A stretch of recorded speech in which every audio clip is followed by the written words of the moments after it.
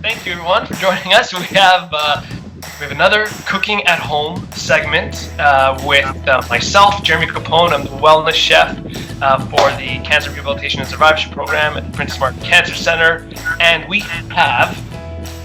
I'm Stephanie Gladman, and I am the registered dietitian. So welcome, everybody. In today's class, we're going to be focusing on grilling and barbecue season. I know that, now that the weather is nice, it's really great to get outside and start to grill, all those great foods. Cooking meat at really high temperatures, like on the grill, can sometimes generate two types of cancer-causing substances. Okay, so these are HCl and PAHs, and so there's been laboratory experiments showing that it could alter the DNA that might turn into cancer risk. So what we're looking at today are going to be some tips in order to help reduce any of those cancer-causing substances. So I'll just keep on talking here. So the first recipe that we're going to look at, okay, we're good, is one that we're looking at a meat, okay, on the grill. So when we're talking about, reducing meat, we're really talking about red meat. So those are like beef, pork, steak, and that's just like general healthy eating and for oncology or those who have undergone cancer and cancer treatments. But it's okay to have, chicken, fish, throughout the day, and it's really great to grill it. But we want to make sure that we're safe in those mechanisms. So one of the really great tips that Jeremy has for us is actually marinating the fish in a citrus-based ingredient. So show us how you do it, Jer. Awesome. Okay, so thanks, Steph. So we're going to do a really simple marinade. Like Steph mentioned, really important to marinate a lot of your animal-based meats before grilling. And we are using lime juice as sort of that key citrus fruit in this marinade, which is really important. So this is going to be, and I'm going to bring it down to my cutting board. There we go. So simple marinade. We have some limes. We're going to use a little bit of lime juice. I'm going to be using cilantro. This is a cilantro lime marinade. I understand some people absolutely hate cilantro. That's fine. You can still make this recipe. Just substitute the cilantro for maybe mint or some basil or parsley. And it doesn't even actually have to be fresh herbs. If you have dried herbs, use that. That'll definitely provide a lot of flavor as well. The key thing for this marinade, and really to reinforce Stephanie's point, is that it needs a citrus. It needs that antioxidant. So for here, the main thing is lime juice. All the other flavors, completely customizable. You can do whatever you want. So cilantro, lime juice, and then I'm also adding a little bit of spice here. So I have a little bit of turmeric, just a little bit, but a quarter of a teaspoon. Too much will make it a little bitter, so I don't want too much there. And a little bit of ground coriander as well. Okay, so those are my main ingredients for the marinade. I'm gonna cut this lime, and they're small limes, so I'll probably use 1.5 of them. Now for the protein, we're using chicken. This is just chicken breast, so definitely on the leaner side, which is good. And I've just diced them up into sort of 1-inch pieces because we're going to skewer them. Okay. Now I have them already. I did it already in advance, and I put them in a Ziploc bag. One thing, obviously, in regards to food safety, that's really, really important. Anytime you're preparing raw meats, especially chicken, you want to make sure that you do that as clean as possible. Okay, so having your own cutting board, your own utensils for that chicken, and then immediately going into the wash, and then using a separate cutting board for any of your raw ingredients, which is what I have here. And it's in the bag, so now it's not going to be exposed to anything. There's not going to be any splashback, which is nice as well. And the marinade can just sort of sit in there safely. Okay, so bag open, and I'm gonna go ahead and add the juice. So it's about 2 tablespoons. Again, you want it to coat the chicken. This isn't an exact science, so you can add a little more, a little less. Now we are going to be marinating this, which is important, for at least 30 minutes, but you can definitely do this overnight as well. And I just want to add in here that when you're grilling things like, any type of meat, chicken, fish, these often have natural fats that are in these foods. And what happens is when you have the hot grill that kind of comes in contact with that fat, that is when you're causing those cancer-causing substances. So we're creating this marinade to actually create a shield, right? So some sort of protective mechanism that will block that heat from being in contact with those fats, and so reducing that those cancer-causing substances. Okay, so lime juice in, cilantro in, my spices go in, and then I'm also going to add just a little pinch of salt. I don't need a lot at this point. I can season after, but just a little bit at this point is going to help to season the meat. And I'm going to add a little bit of black pepper as well.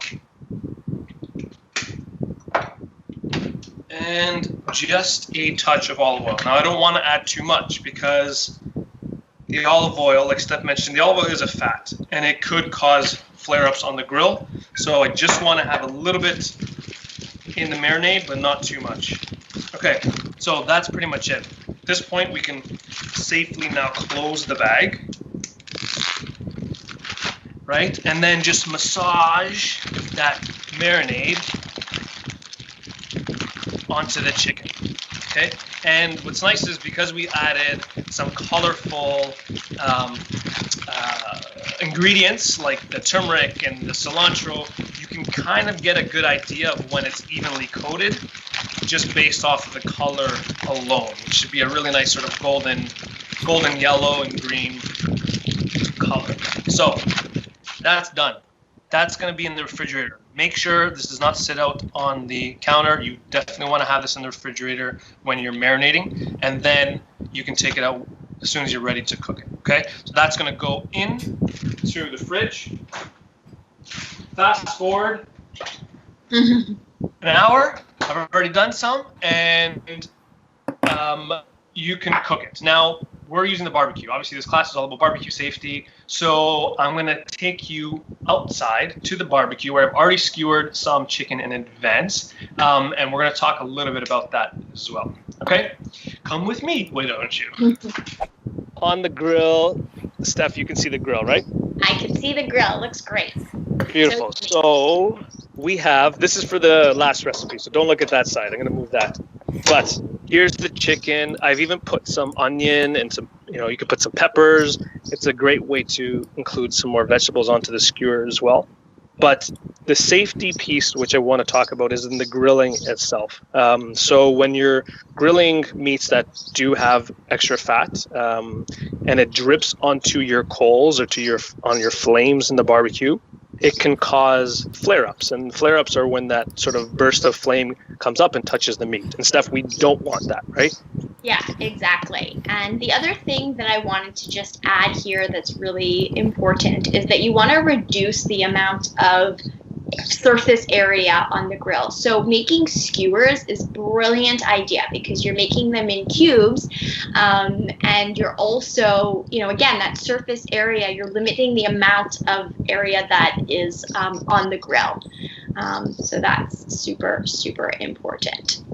Beautiful. And then the next thing as well that I want to talk about is the type of cooking. So for something like chicken or anything that might have a little extra fat, I prefer to do indirect cooking method. So what that means is all of my heat or the majority of my heat is going to be on one side of the grill, actually the side of the grill that the chicken won't be going on. And then on the side where I do have my chicken, it's going to be very low, almost at its lowest setting, okay? And what I do is I'll just close the lid, which I'm not going to do now because I'm going to hit my phone, but close the lid, and the heat from the side that's on really high is going to circulate almost like an oven and help to cook the chicken or fish or beef, whatever you're using, thoroughly. And because it's on a very low setting on the side where the chicken is, you're not going to get any of those flare-ups, or it's going to minimize anyways the amount of flare-ups. So any of that color on here, and you can see it's like really nicely colored. We don't have any really burning spots, which is good. And that's really just from the heat that's circulating. I didn't get any flare-ups from the grill itself. So that's a really great way to control the cooking of your chicken, meats, or whatever it is. Yeah. The other thing that I guess people could also do is, cook their food or bake it like in the oven for a certain amount of time and then transfer it onto the grill. Both are really, really great options. Again, you're reducing that time where the high heat is in contact with your animal-based proteins that do have some fats. Again, using that marinade with the citrus is going to have that protective effect on the grill and the heat being in contact with the high fat and causing cancer substances. So there's a bunch of options. Sometimes cooking on one surface and then bringing it to the grill can, cause a little bit more time and effort. But again, it's totally up to you. And then the last point I do want to make is it's nice to have a little spray bottle, a little spritz bottle close by to the barbecue, and you can just use a clean, spritz bottle, put a little bit of water in there. And then if you do see any flames that do pop up, you want to sort of control those and spray them down with a little bit of that mist, a little bit of that water, and that will help sort of tame the flames a bit.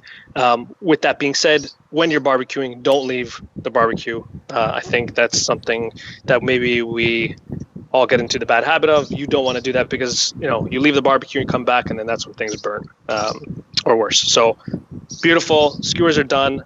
We're going to jump back into the kitchen and So I'm just watching the chat. And if there's any questions, you could always just let us know in the chat box, and we are happy to answer any of those questions that you might have. So that one was our first recipe on grilling safety. Oh, wait, we're not done. Real quick. Oh right. We wanted to. So here we are. I'm going to come back to the grill or back to the cutting board really quickly here. Okay, so these look fantastic. They smell great. Beautiful color on those. I'm just going to finish it with a really, really simple, quick sauce. This is almost like a little peanut sauce. It's almost like Thai inspired. So I have a little bit of peanut butter. I have a little bit of honey.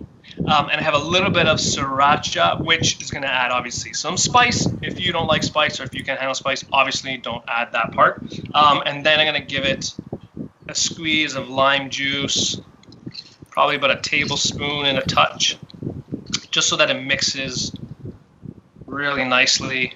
And this is just going to, again, it's going to provide a lot of flavor. And the chicken breast is so lean on its own that peanut butter is going to give you a little bit of that mouthfeel, that fat mouthfeel, but it's really, really tasty. Okay, really nice peanut sauce for little chicken skewers, and that is it. Here we go. Yummy. Chicken skewers, lime, cilantro marinade with a little bit of a peanut sauce on the side. Awesome. Beautiful.